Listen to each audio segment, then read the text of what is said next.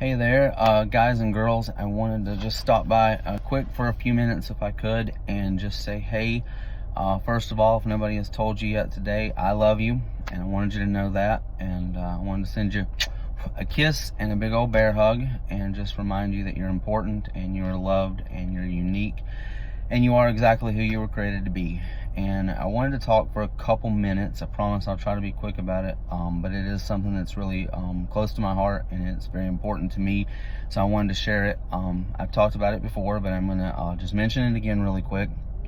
A lot of you are probably aware already, but September is National Suicide Prevention Awareness Month.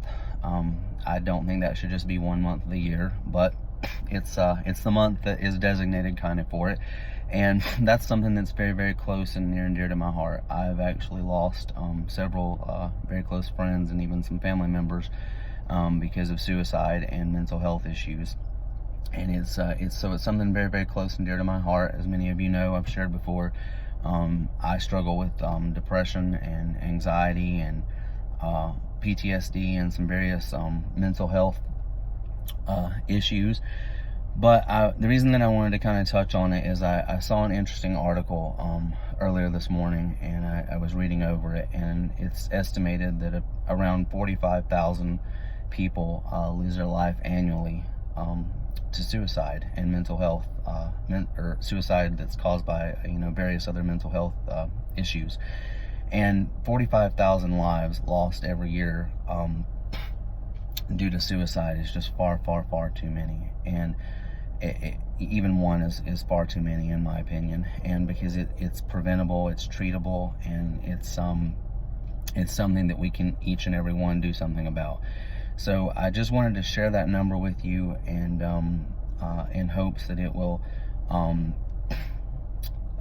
maybe help promote awareness, and maybe just be a friendly reminder that if there's someone in your life that might be lonely or might be struggling, or that you might think is going through a difficult time, reach out to them. Say hi, remind them that you love them, text them, call them, send them an email, check on them. Your own family members, sometimes they're closer than you think.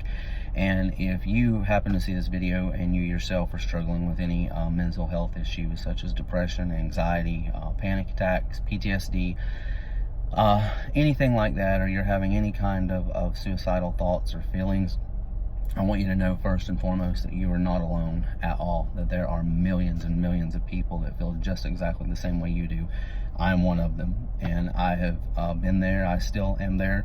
It's something that I treat, and I've talked about it before. I say that we have to use all of our tools that are in our tool belt, so to speak, and there are many, many resources available. There's support groups, there's counseling, therapy, medications, physicians,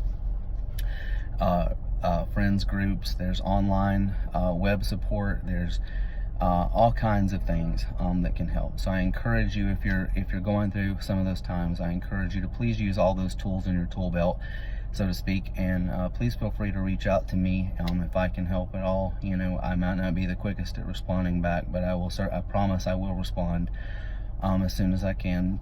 And if not, then reach out to someone close to you, a family member, a friend, a neighbor, someone that you trust, and just talk to them about those feelings. And Google it, get online, because there are resources out there. And the last thing I want to say really quick before I close out this time is that mental health is no different than taking care of our physical health or our spiritual health.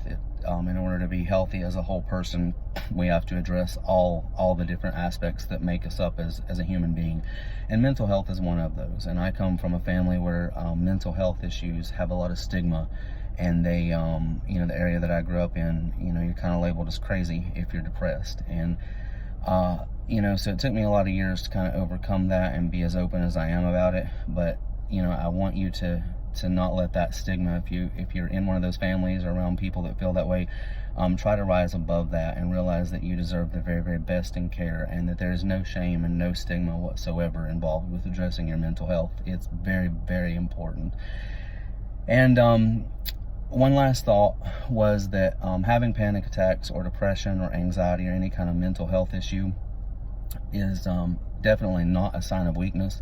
In fact, it's a sign that someone has been too strong for way too long. And so it's a great sign of strength, actually.